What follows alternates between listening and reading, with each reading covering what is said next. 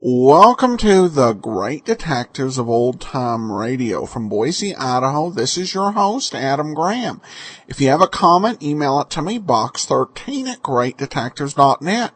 Follow us on Twitter at Radio Detectives or call us 208-991-4783.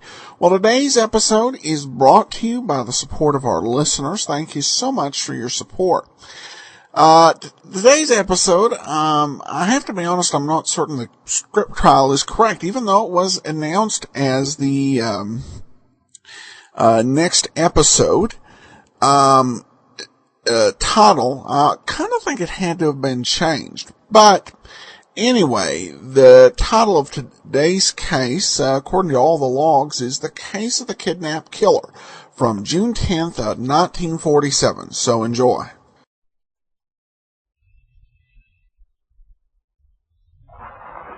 Rinso presents Call the Police. Attention, homicide section. Flying squad detail. Murder suspect in your zone. Close in according to instructions.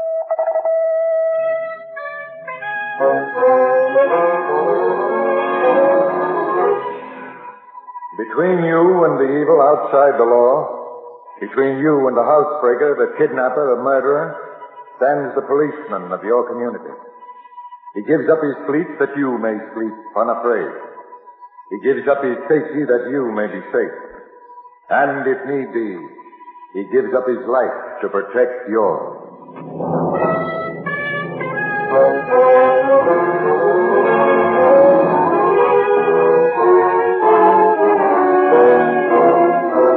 The Lever Brothers Company, makers of Triple Action Rinso, bring you Call the Police, starring Joseph Julian and Joan Tompkins.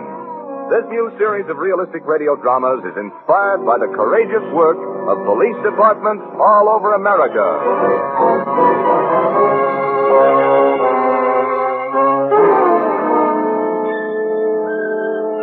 This is Commissioner Bill Grant. Every now and then a case comes along that makes me realize that the best way to outsmart a smart criminal is to let him outsmart himself. The case in point is number 96-42 in the Ashland police files. You might say that it really began the night Kid Coombs knocked out Felipe Gomez in the third round at the Arena Gardens. But the real trouble didn't get underway until next morning, when Linda Lee, hard, blonde, and expensive, walked into the office of Coombs' manager, tough tin horn by the name of Maury Fenton. My name's Linda Lee, Mr. Fenton. What about it? Your boy knocked out Felipe Gomez in the third at the arena last night. So where do you come in? I'm Gomez's girl. Oh. Too bad Gomez went down so early, huh? He didn't mind too much. No? Why not? He got $1,500 for taking that dive. Is that so? Who gave it to him? You did, Mr. Fenton. If you're hungry for trouble, Miss Lee, you came to the right place. Sit still, Mr. Fenton. I don't care if Gomez wants to take it on the chin. It's his chin.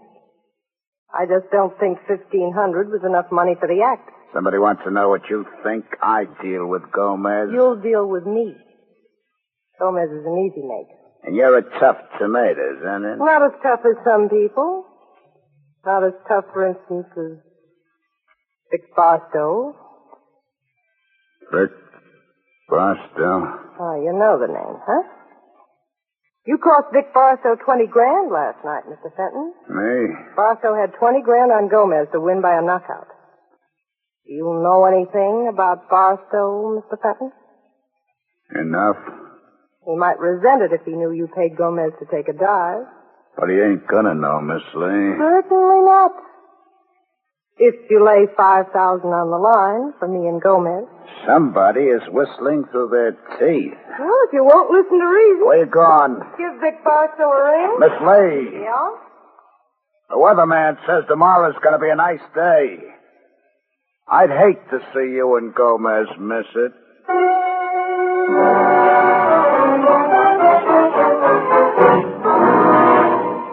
It was an ugly deal from the word go, and it got steadily worse. Half an hour later, Vic Barstow was sitting in his penthouse suite in the Bancroft Plaza, having a few words with his wife. What are you going to do, Vic? Eat your heart out? You lost the $20,000. Have a drink and forget it. I don't like to lose, Lil, and I don't think I would have if it hadn't been for your little friend Gomez. He told me he was set to win that fight last night. Anybody can guess wrong, Vic. Anyhow, he phoned all day yesterday while I was out. Maybe he was calling to get you to cancel your bet. Maybe he was calling about something else. What do you mean? You know what I mean, Lil. Oh, Vic, please, don't be ridiculous. There's nothing between me and Gomez. I'll get it. Hello? Barstow speaking. How would you like to know the name of the man who paid Gomez to lay down in a fight last night, Mr. What? Barstow? Say, who is this? My name's Linda Lee.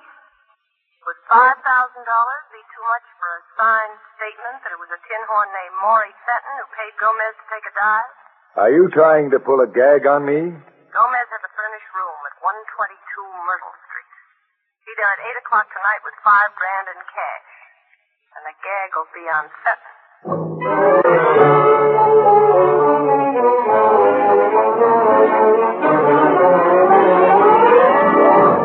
Shortly before 9, as I got the story later, Linda Lee went up to Gomez's room on Myrtle Street and laid out the deal.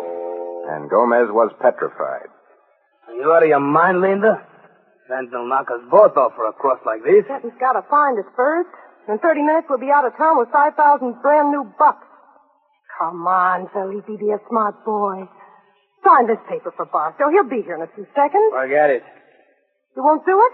Not for $1 million. Why, you yellow punch. Take it easy, you crazy bimbo.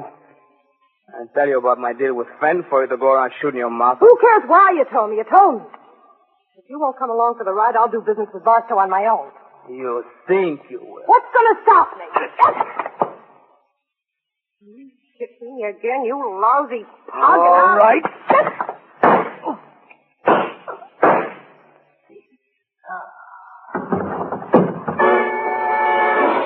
Gomez went down fast for that long count, the one that never ends. What happened in that room for the next 5 minutes was anybody's guess.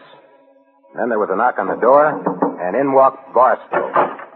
Gomez, Take it easy, Mr. Barstow. We don't need the cops in here right away. you shot him? Don't be silly. Shots came from that open window there. Is that so? Yeah, there's a fire escape just outside. Do you have any idea who it was killed him? Not exactly, Mr. Barstow, but Maury Fenton said tonight he was going to. And I'm the little girl that heard him say it.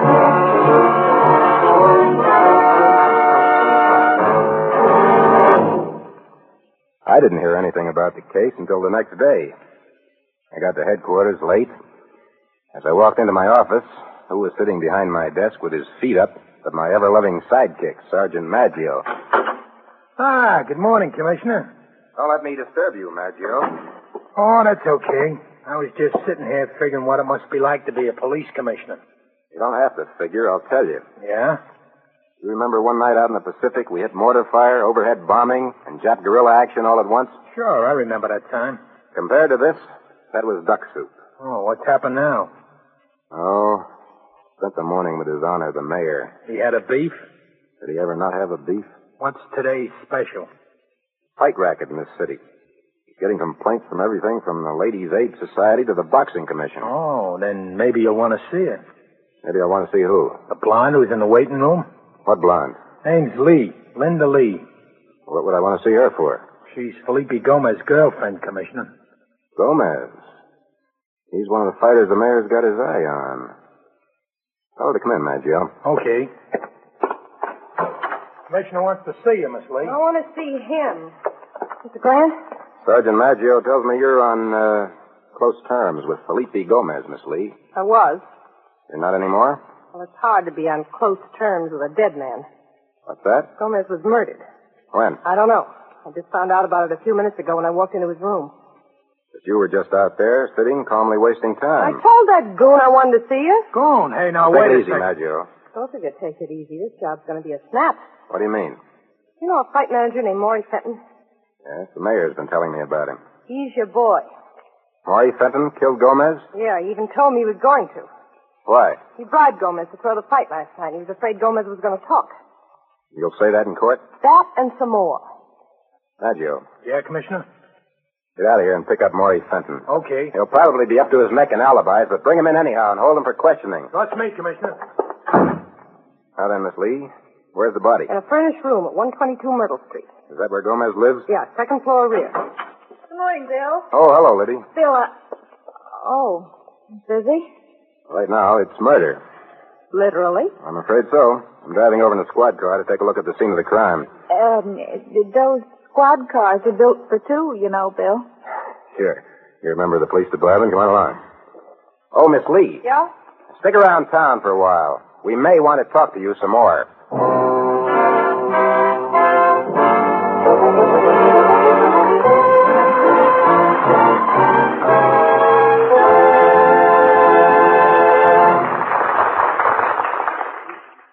This whistle means robbery at the First National Bank. But this whistle... That's Rinso white and Rinso bright, and that's how I want my wash to be. Tops in whiteness and brightness. Rinso gets John's shirts so white they gleam. I'm terribly proud of them. And Rinso also helps keep my pretty washable colored things fresh and gay for ages. Yes, ma'am. Trust Rinso's triple action formula for results. You see, Rinso's soapy rich base makes deep driving suds that get out stubborn dirt fast.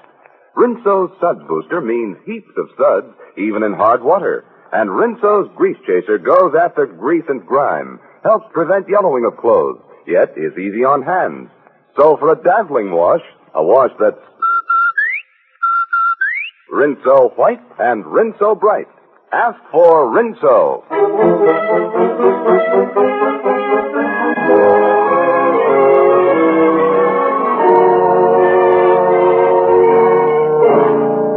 When Linda Lee walked into headquarters and announced that she found Felipe Gomez, the fighter, dead, Libby Tyler and I took a squad car over to Gomez's room. Doc Perkins, a couple of the boys from the fingerprint department, and a photographer gave the place the works. But when they'd left, I found they'd overlooked something. What have you got there, Bill? Something that ought to interest you, Libby. Found it jammed behind this mirror. A woman's hat. Very smart. Probably belongs to Linda Lee. I don't think so, Bill. She was Gomez's girl. I know she was, but I saw Linda Lee, and she doesn't have this kind of taste. No? No. This is a subdued, conservative little hat. It doesn't fit at all with the apparent exhibitionism of her nature. Psychology department at work, huh? After all, it's what I get paid for, Bill. Now, a hat like this is a very exclusive model. It's very likely the only one of its kind. Parisian. Mm-hmm. Probably made by... Oh, here we are. What is it? There's a tag inside. Made by the Madame shop for Mrs. Victor Barstow. Vic Barstow. That was a name everybody knew who had ever been close to the fight racket in this town. Mrs. Barstow's hat in Gomez's room meant only one thing to me.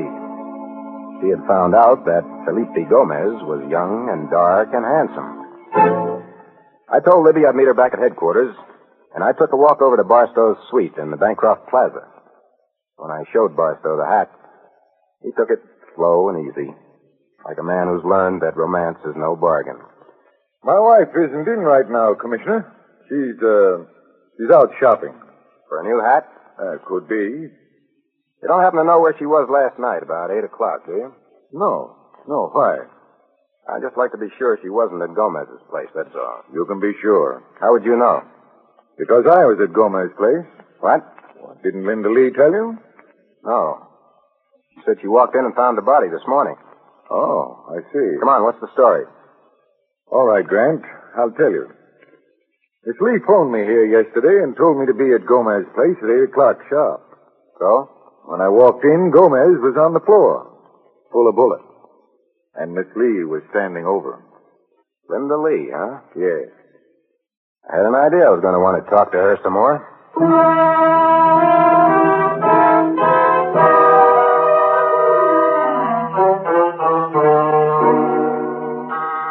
Yes, Commissioner? Did you pick up Maury Fenton, Mad Joe? Yeah, but I'm having trouble holding him. Alibi? Just like he said. A good one? The best. He was out of town last night. Well, don't worry about it. No? No, I want you to get hold of Linda Lee and work fast. Send a couple of boys over to her hotel. Check. Give them 10 minutes to report back. Check. If she's not in her room, send out a general alarm. You want her bad, don't you? Check. You think she's left town, Bill? She would if she knew what I had on my mind, Libby. You think she killed Gomez? Right now, she's Exhibit A. With a motive? What's the matter with jealousy for a motive? Linda Lee was Gomez's girl, but he was also more than friends with Mrs. Barstow. Yes. Isn't that enough for a woman to commit murder? Well, a jealousy motive is all right if she has a mercurially adjusted personality. You don't say. But a practical girl like Linda Lee is a totally objective extrovert. Spare me the analysis of the criminology department, Libby. All I want to do is to locate Miss Lee. Yes? Commissioner Grant? Yes? Linda Lee. The objective extrovert herself, Libby. Glad to hear your voice, Miss Lee. Why? I've got men out looking for you. For what? I talked to Vic Barstow, and he says you didn't find Gomez's body this morning. Didn't I? No, you were in Gomez's room when he was shot around 8 o'clock last night. Commissioner, I'm going to hold an auction. An auction? You heard me. What's going on the block? The name of Felipe Gomez, murderer. Oh, I see. You'll want to be in on it, won't you? The police don't buy information, Miss Lee. You want to bid or don't you? What time? 6 o'clock. Okay. You'll be here? You'll tell me where to be. I'm at... Miss Lee. Miss Lee. What happened? Miss Lee, where are you?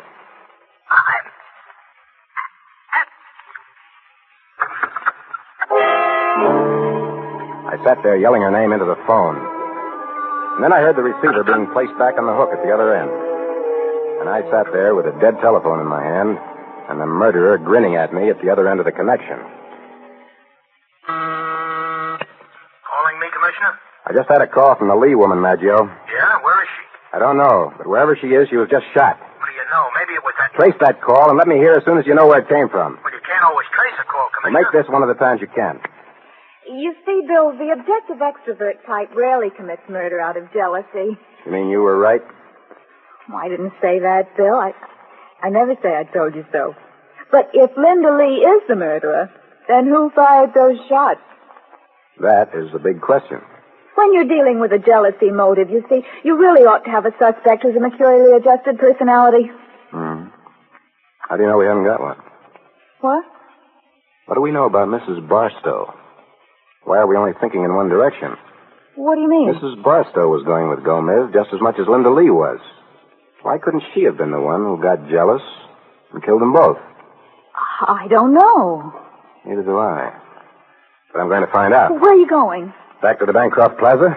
I want to see how fast Mrs. Victor Barstow can talk.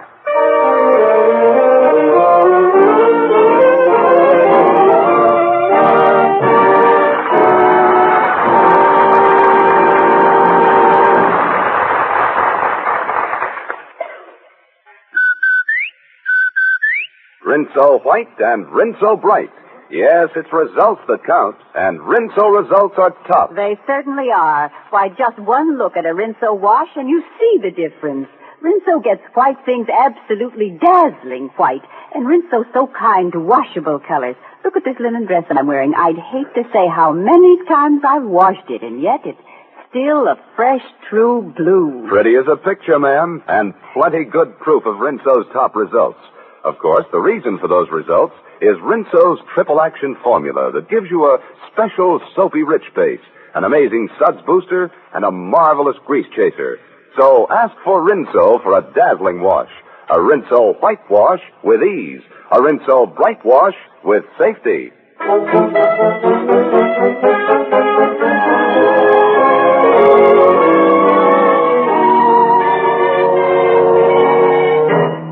When I got to the Barstow suite in the Bancroft Plaza, I found Vic Barstow all alone.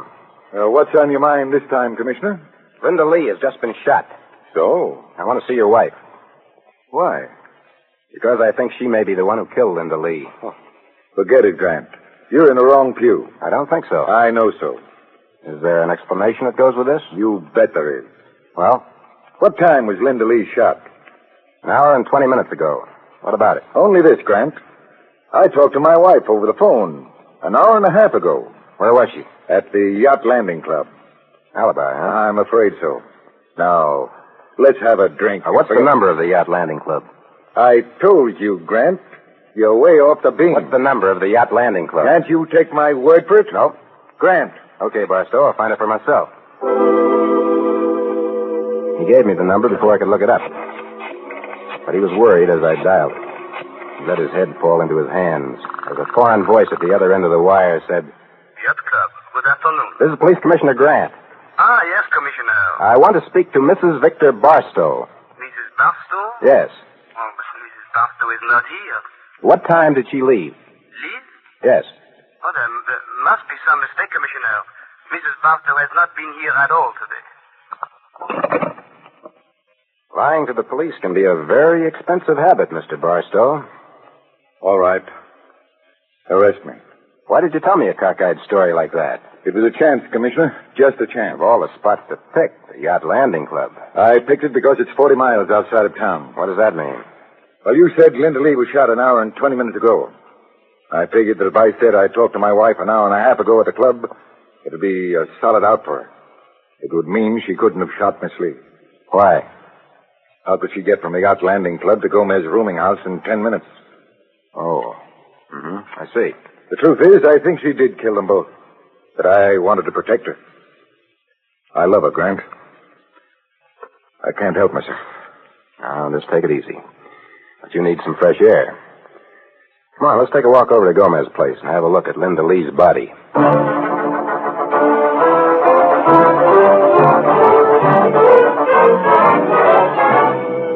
Barstow and I went up the stairs to the second floor. The door to Gomez's room was half open. I gave it a shove, and there was Linda Lee on the floor with 2 bullets in her, dead. Cops should be used to sights like that, but I guess I'm not. Do they have to leave the body lying here like this, Grant? That'll be tended to, Barstow. How could Lil do this? But you believe she did. What choice have I got? Why, even the first time I asked her not to see Gomez, she was like a tiger. She was really in love with him, huh? She was infatuated with him. She went for him because he was slick and dark. Well, the honeymoon's over now. Gomez is dead, and your wife is up for murder. Well, you could say they both got what they deserved, huh? You could, if you were a stickler for justice. Hey, listen. Somebody's coming. High heels. Do you suppose it could be? Come in, Mrs. Barstow. What's happening here? We've just been talking about you. Victor. Victor, what are you doing here? Take a look on the floor. Who is it? Linda Lee. Your friend Gomez's girl. Who killed her? Didn't you? Me. Because she was Gomez's girlfriend? Because you were jealous? No. The same way you killed Gomez. That's a lie. All right, Miss Barstow, if that's a lie, what are you doing here? Linda Lee phoned me this afternoon and said for me to be here at 6, Commissioner. Yes? Yes. She said something about holding an auction. An auction? I know it sounds strange, but it's true. I went by Commissioner Grant's office and told the Sergeant Maggio the whole story just before I came over here. You can tell a police sergeant anything you dream up, Lil. You've got to believe me. But we don't. Speak for yourself, Barstow. What? I believe her. I got the same phone call from Miss Lee. She was going to try to sell the name of Gomez's murderer. Gomez murderer? Interesting, huh, Barstow? Which reminds me, I've got to call headquarters. Headquarters? Yes, I have to tell them where they can find Linda Lee's body. What? I know it comes as a shock to you, Barstow, but nobody had any idea where Linda's body was until you told me a few minutes ago at your hotel. What are you talking about? You said you picked the Yacht Landing Club because it would be impossible to get from there to Gomez's place in 10 minutes. You see, you slipped when you mentioned Gomez's place. Because you were the only person in the world who knew Linda had been shot in this room. Now, wait a minute. It was a simple mistake. You were sure somebody had heard those 2 shots when you killed Linda, and you took it for granted they'd sent for the police long ago. But unfortunately, Barstow, nobody did hear those shots. And therefore, nobody called the police. Put down that phone. Victor. Wait a minute now, Barstow. Put it down. I don't like to lose, Commissioner. I killed Gomez because he was taking my wife away from me. And in my book, a man's got that right. Has a man also the right to shoot Linda Lee? What was she taking away from you? Linda Lee was here the night I shot Gomez from the fire escape. She saw me. She was going to help me throw the blame on Fenton for a price. And then she made the price too high? You guessed it. I wouldn't pay. And she was going to sell me out to the highest bidder. So you shot her? You can see for yourself. Oh, Victor. Don't give me that. What's here is on your head. You were my wife, Lil, and you were running around with Gomez. You're not the first man who ever got to run around, Barstow. Why didn't you bow out? I told you. I don't like to lose. And I'm not going to let you two keep me from winning either. It's going to take more than another murder to keep you from losing now. Nobody else has anything on me, Commissioner, except you two. And without drawing any straws, you're first. No. No! Go ahead, yell. Only remember, nobody heard the shot the last time, and I don't think they'll hear these. So take a last look around, Commissioner. Because this is it. Commissioner. Maggio. Are you hurt, Commissioner? Oh, I'm okay. Well, I gave Mrs. Barstow a trail after she left headquarters, and it looks like a good thing I did. I always thought you were beautiful, Maggio. But believe me, you never looked lovelier.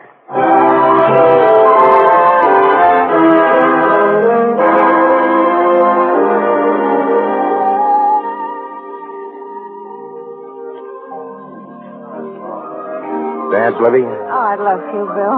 But there's somebody coming over to our table. Oh, Mrs. Barstow. Grant.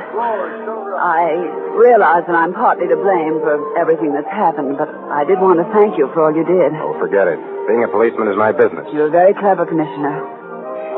Dick didn't fool you for a minute by pretending to be shielding me with that yacht club alibi, did he? Well, that was pretty transparent stuff, Mrs. Barstow. He was trying to look like a loving husband so he could put the blame on you. I know. Anyway, thanks again, Commissioner. Goodbye, Miss Barstow. Bye.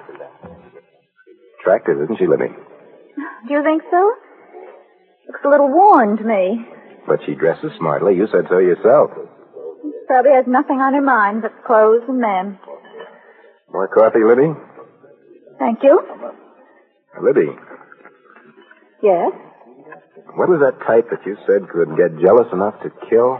A person with a maturely adjusted personality. Why? Oh, nothing. Except this is the first time I ever poured coffee for a young lady whose personality is mercurially adjusted.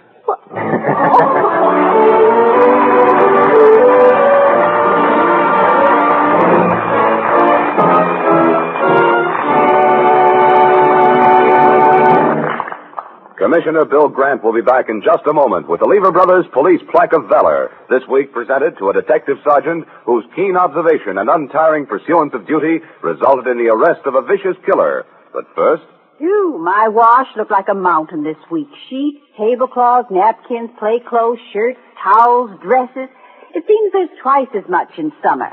But I should worry. I've got my good washer and rinso. That's the perfect combination, lady. A good washer and rinso. And that's not just my opinion either. You know, the makers of 33 leading washers unanimously recommend rinso for top results. So go along with experts, lady. Choose Rinso, the soap with the triple action formula. Remember, Rinso gives a dazzling wash. A wash that's Rinso white and Rinso bright. Keep on asking for Rinso.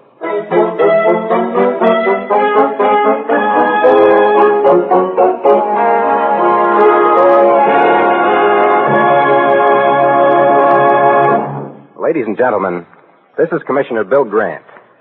It gives me a great deal of pleasure to present the Lever Brothers Plaque of Valor this week to Detective Sergeant Martin H. Nee of the Police Force of Greenwich, Connecticut.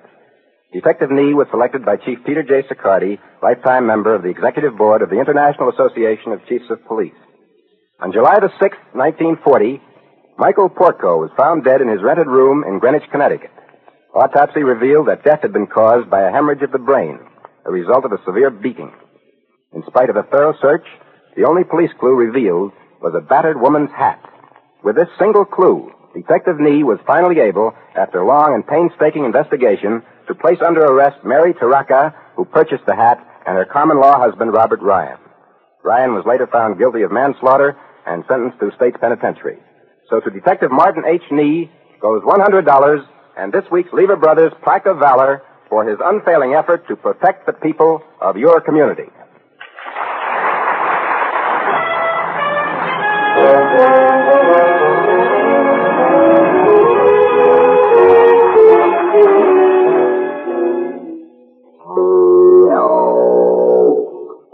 I never realized why Pete only danced with me once until I overheard that awful whisper. Don't dance with her. You know, B.O. The way to stop those whispers is to take a daily bath with Lifebuoy. Lifebuoy is the only soap especially made to stop B.O. What's more, scientific tests prove that a daily bath with Lifebuoy helps build up increasingly better protection against B.O. Play safe. Bathe with Lifebuoy. You don't want people to whisper, B.O. Get Lifebuoy.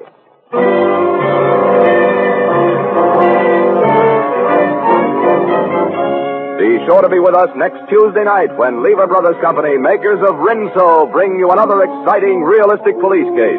Listen next week to... The Case of a Violent Vegetable. This is NBC, the National Broadcasting Company.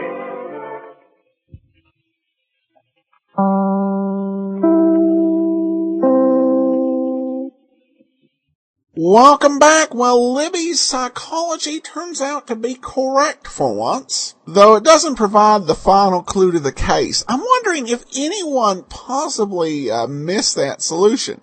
We didn't know at all where the body was and said, oh, yeah, let me go ahead and just hand myself to you on a silver platter.